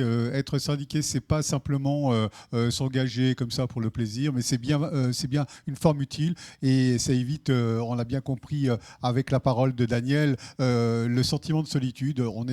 Être ensemble, ça permet d'avancer beaucoup. On a vu un grand nombre de ces sujets. J'espère qu'on a éclairé toutes les personnes qui nous suivaient derrière leur écran sur ces questions. Évidemment, il y a des brasseurs, il y a des non-brasseurs, des amateurs, des curieux qui sont avec nous. N'hésitez pas à renvoyer quelques questions sur le chat à Franck qui nous attendra. Mais la question que je pose maintenant, c'est quelle perspective, parce que on a bien vu comment on a vécu depuis un an, on a vu les aides de l'État en place, mais demain, là, on a eu une question à laquelle on n'a pas vraiment répondu, c'est y aura-t-il des créations de brasseries, où est-ce qu'on en est, notre salon du brasseur et autour de cette question en particulier, nos exposants attendent chaque année avec empressement les nouveaux pour venir créer de nouvelles brasseries, de nouvelles perspectives. Quelle perspective ? Je vais donner la parole tout de suite à Jean-François, qui devra peut-être nous quitter un tout petit peu avant la fin de cette rencontre. Jean-François.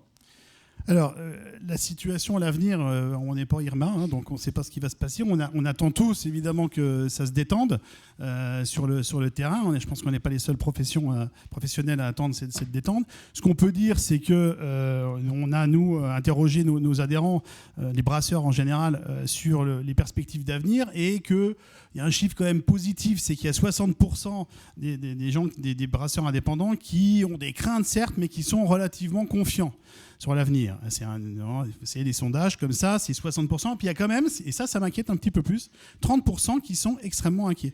C'est-à-dire que, en fait, comment on va sortir de cette crise ? Donc voilà, on ne sait pas ce que ça va donner. En tout cas, on a besoin nous, d'avoir de la visibilité comme les autres professions. Hein. Tout le monde dit, mais on ne sait pas où on va, etc. Alors, c'est vrai que ce n'est pas facile, ni pour M. Macron, ni pour M. Castex, d'envoyer des signaux positifs. Ils le font quand ils peuvent, mais on ne sait pas où on va, en fait.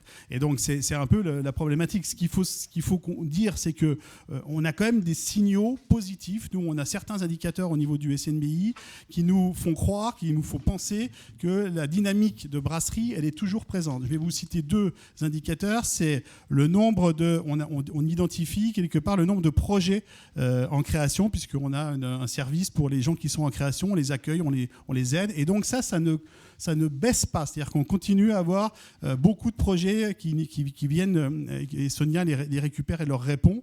Et puis, on voit aussi, c'est un indicateur important, c'est le nombre d'adhésions au syndicat. Et celui-là, il ne fléchit pas non plus. Il est même plutôt en tendance, on va dire, à être un peu boosté. Alors, c'est les effets un peu positifs peut-être du Covid. Daniel l'a dit tout à l'heure, c'est que finalement, on se rend compte qu'une organisation professionnelle, quelle qu'elle soit, en temps de crise notamment, elle peut servir. Et donc, voilà, on a ces petits indicateurs qui nous font penser que on est résolument optimiste. Enfin, dans les brasseurs, je pense qu'on est résolument optimiste. Il faut l'être. Hein. Maintenant, je n'irai pas plus loin sur l'avenir. Enfin, nous, on est là aux côtés des brasseurs pour les aider, pour les accompagner à ce que ça redémarre le plus vite possible. Mais voilà, en croisant les doigts, hein, j'ai envie de dire. Alors, donc, tu es en train de nous préciser qu'on ne peut pas lire dans les mares de café ni dans les restes de houblon. Peut-être un autre éclairage par les houblonniers. Alors, du côté des houblonniers, bien évidemment, on espère une reprise rapide du secteur brassicole parce qu'il faut derrière que les productions se vendent. L'optimisme est de rigueur sur les productions en France. À en voir à ce jour les nouveaux projets qui germent, à en voir le développement, en tout cas local, de ces nouveaux planteurs, on se dit qu'il y a de la place. J'alerte juste sur le fait que toutes les nouvelles variétés aujourd'hui qui apparaissent sont quand même des variétés fermées. Les brasseurs sont des magiciens qui aiment faire des tours de magie et nous font des choses merveilleuses. Attention à ce qu'on produit, parce que quand on met en place une houblonnière, on la met pour quelques années et il faut à un moment donné que ces productions soient vendues. Rien ne sert de produire si demain ça n'est pas vendu. Attention également, la GPH participe à pas mal de réunions internationales. Il y a une chose que malheureusement on ne maîtrise pas. La production internationale va augmenter en termes d'hectares. Dame Nature peut faire le reste. Dame Nature peut soit faire en sorte d'avoir une surproduction, et on l'a déjà vu dans les années 2009-2010, ou au contraire une sous-production, comme en 2007. Et là, le marché du houblon peut prendre une toute autre valeur. Donc, on a bien sûr hâte que le secteur brassicole retrouve de la vie, parce qu'on a tous envie de se retrouver, parler de houblon, parler d'arôme dans la bière. Mais on garde un œil, bien évidemment, sur le marché du houblon. Je le répète, on ne fait qu'à peine 1% du marché mondial, et ce marché est très, très volatile. Les brasseurs locaux, ils vont pouvoir nous éclairer aussi. Brice, comment tu vois cet avenir demain, après-demain ? Moi, j'ai bon espoir quand même, parce qu'il y a des indicateurs parfois, par exemple le mois de mars qu'on a vécu, qui était plutôt calme et qui finalement, en faisant les comptes, nous permet tout simplement de continuer à asseoir notre position. Alors pour les nouveaux brasseurs, je ne sais pas par contre si ce sera une tâche facile, hein, parce qu'on est de plus en plus nombreux sur le marché, même si je pense qu'il y a encore de la place. Créer une brasserie aujourd'hui, je pense que c'est moins facile qu'il y a 4 ou 5 ans en arrière. La créer, c'est un fait, mais réussir à vendre ses produits, comme le disait notre confrère des houblonniers, c'est bien beau de créer, de produire, mais si on n'arrive pas à vendre, malheureusement, ça devient vite compliqué. Maintenant, j'ai effectivement bon espoir. Le président nous laisse en tout cas des espoirs de réouverture relativement proches. Alors, je sais qu'il faut prendre ça avec des pincettes, parce que finalement, à chaque fois qu'on nous a dit on voit le bout du tunnel, ça fait quand même presque un an qu'on nous dit on voit le bout du tunnel.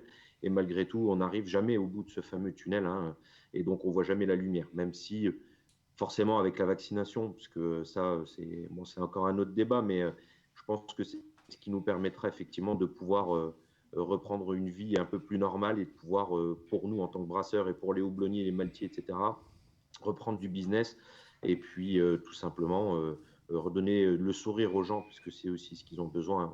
On s'en rend bien compte, même si pour nous c'est difficile, Il y a beaucoup de personnes qui sont en télétravail et qui ne côtoient plus personne de par peur d'attraper le virus et qui, du coup, se retrouvent isolés, tout seuls. Je les vois à la brasserie quand ils viennent chercher une bière, ils sont contents. Et tout le monde est unanime à dire vivement qu'on puisse rouvrir et retrouver une vie sociale. Donc j'ai bon espoir et ça va revenir. J'y crois dur comme ça. Et toi, de ton côté, Daniel, qu'est-ce que tu en penses? Est-ce que, tu as dit que pour l'instant, ça se passait pas si mal, mais qu'est-ce que tu en penses? Qu'est-ce que ça va donner demain dans ta brasserie? Alors pour les petites brasseries de mon style de commercialisation, je pense pas que ça va aller mieux, quoi, ça c'est obligé. Les clients se sont vachement rapprochés des producteurs, donc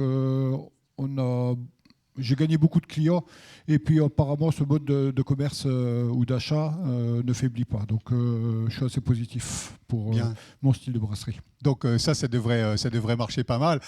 Franck, tu as encore une question derrière tout ça, avant que je ne laisse la parole à notre ami Maxime qui trépigne derrière son écran.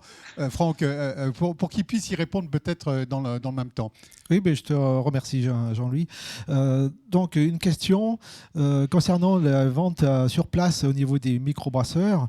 Ils n'ont pas actuellement besoin de licence, mais existe-t-il un écrit officiel qui les autorise finalement à vendre sans aucune licence? Après, concernant l'avenir, déjà des questions concernant le salon 2021. Quels seront les protocoles sanitaires qui seront mis en œuvre? Donc, les personnes pourront bien sûr s'adresser à Destination Nancy pour avoir plus de compléments. Et puis également des questions concernant le visionnage en différé de notre table ronde. Bien sûr, vous aurez à aller sur le site Salon du Brasseur de façon à pouvoir regarder à nouveau cette table ronde, je pense. C'est bien, tu as répondu à cette dernière question et c'est bien de l'avoir posée puisque tu avais la réponse. Maxime. Oui, alors pour répondre d'abord à la première question, merci Jean-Louis et merci Franck. Sur la licence, donc il n'y a pas d'écrit, c'est une bataille que mènent les deux syndicats depuis plusieurs années pour que ce soit bien officiel dans le code des débits de boissons. Pour l'instant, ça n'est pas écrit, c'est une tolérance. Donc dès qu'on aura enfin la confirmation du ministère de l'Intérieur et du ministère de la Santé de ça, vous pouvez imaginer qu'on vous en tiendra informé. La dernière réunion sur le sujet, puisque c'était avant la crise, c'était en septembre 2019, où on avait une promesse du ministère de l'Intérieur sur ce sujet que ce soit écrit prochainement. Et tout ça a été un peu stoppé par la crise dans les écrits. Et voilà. Donc, ensuite, pour parler de l'avenir, j'ai envie de dire qu'il y a du plus et du moins. Donc, pour commencer par le négatif, c'est qu'il manque toujours des aides et que la crise, on parle d'une réouverture. On est en train de négocier la réouverture sur le mois de mai avec les syndicats de café et le gouvernement sur les méthodes de réouverture et les phases de réouverture. Donc, on a bon espoir, mais ça veut dire que jusqu'à mai, c'est long pour beaucoup de brasseries, notamment pour des brasseries qui ont été créées récemment et qui ont difficilement accès aux aides, puisque quand on commence et qu'on débute et qu'on n'a pas de chiffre d'affaires, par définition, c'est difficile de faire moins. Deuxième élément d'inquiétude très forte, c'est le taux d'endettement des brasseries. Aujourd'hui, on estime qu'une brasserie sur deux a plus de 100% de taux d'endettement. Donc ça veut dire comment est-ce qu'on permet aux brasseries de restructurer la dette, de pouvoir continuer à tenir et à rembourser cette dette dans les années à venir, y compris quand les aides ne seront plus là et quand il faudra rembourser les PGE dans un an. Donc on est en train de se battre pour ça. Et c'est de réinstaurer aussi une crédibilité auprès des banques et de la Banque de France. Donc on est très en lien avec la Banque de France. Là-dessus, on fait des études avec eux régulièrement. Donc là, on est en train d'essayer de trouver et de réfléchir à un moyen de rassurer, on va dire, vos banquiers, les banquiers des brasseurs, pour se dire, voilà, il faut que la confiance continue et que l'étalement le plus possible des PGE et des échéances d'emprunt se continue pour que toutes les entreprises puissent passer cette mauvaise période. Après, les taux de positifs sont importants. Pendant la crise en 2020, le taux de création d'une brasserie par jour ne s'est pas interrompu. C'est-à-dire qu'au 1er janvier 2021, on est autour de 2300 brasseries en France. Donc, c'est quand même une bonne nouvelle. Ça veut dire que les projets sont là, ça veut dire que les créations sont là, Jean-François l'a dit. Sur la capacité de reprise, on va essayer d'être hyper optimiste parce qu'on a vu quand en juin, les bars ont rouvert, des événements ont repris. Je pense que tous les brasseurs qui sont là, Daniel et Brice peuvent le dire, ils l'ont un peu dit, la reprise a été quand même historique, les gens ont envie de boire une bière. Donc la bière, c'est quand même de la convivialité et de la vie et du plaisir. C'est quand même tout l'inverse du Covid. Donc quand les gens en sortiront, je pense que clairement, ils auront envie de de faire ça. Et c'est vrai que, c'est Daniel qui le disait, on voit que des choses ont été actées dans cette crise, notamment ça a renforcé encore plus la proximité entre les consommateurs et les brasseurs. Et donc, je pense que ça va bénéficier à ça. Ça a permis aussi à beaucoup de brasseurs de réfléchir à leur système de vente, peut-être à se dire d'être moins dépendant de tel ou tel réseau de vente et à réfléchir à ça. Et puis le dernier élément, et c'est quand même l'élément positif, c'est que moi je suis persuadé qu'on aura un salon du brasseur cette année et qu'on sera très heureux de se retrouver physiquement dans un salon et qu'on pourra boire une bière tous ensemble et faire la 23e année. Voilà, et Brasseurs de France sera très heureux de soutenir, comme depuis le début du lancement du salon du brasseur, cette nouvelle édition.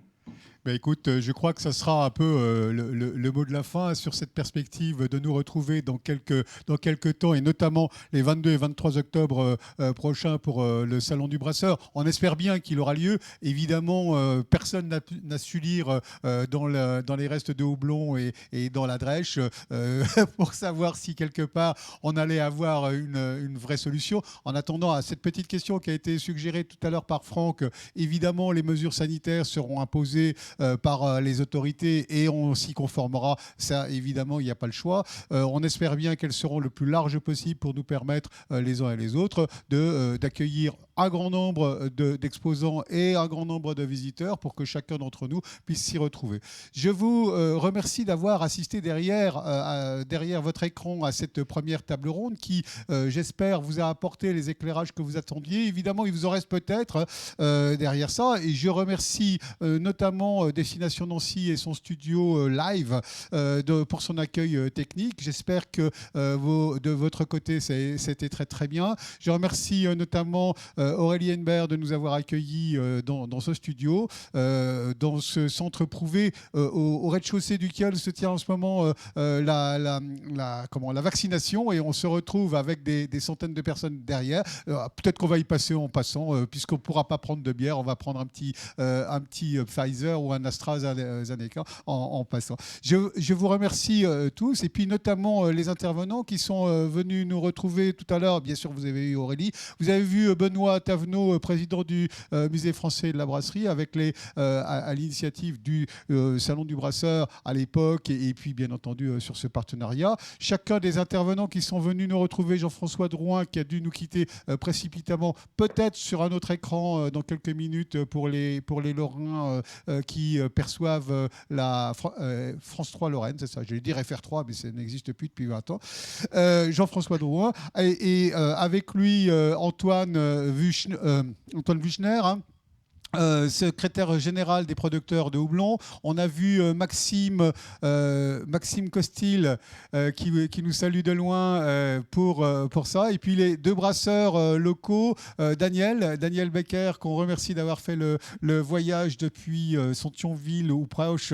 Bibiche, c'est un nom qui fait un nom de village qui fait beaucoup sourire et qui nous amuse bien. Et puis Brice Krajewski, de la brasserie Trichemont, qu'on est heureux et qu'on a vu un petit peu se dissiper il y a quelques instants. Là, on a vu que le moment de la soif commence à se faire. Et puis toute l'équipe technique qui est derrière, qui nous a largement assisté. Hein, on n'a pas l'impression, mais ils sont nombreux. Les écrans et tout est derrière. On les remercie beaucoup. On se donne rendez-vous sur les réseaux sociaux pour revisionner éventuellement sur nos réseaux, hein, pour revisionner éventuellement cette participation. Elle sera en ligne d'ici quelques temps. Alors les techniciens derrière me font des signes pour me dire qu'ils ne savent pas exactement quand, mais évidemment ça sera dans un certain temps, et vous les retrouverez sur le réseau du Musée français de la brasserie, sur Facebook, sur Grand Nancy et tout ça, enfin non, pas sur Grand Nancy, sur Destination Nancy, ne pas confondre.